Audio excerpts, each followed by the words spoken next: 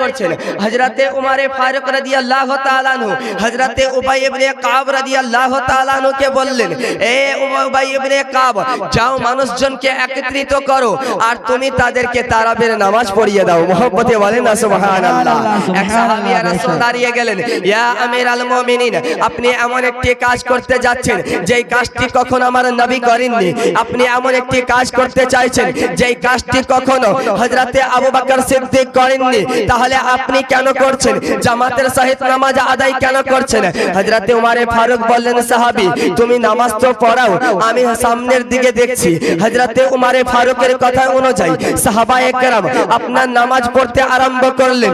আপনার 20 রাকাতের নামাজ জামাতের সহিত পড়লেন। পড়ার পরে হযরতে উমরে ফারুকের বাক্য হচ্ছে, ক্বালা, উমর বললেন, হাজিহি নি'মাতুল বিদআ, এটা কতই না সুন্দর বিদআত।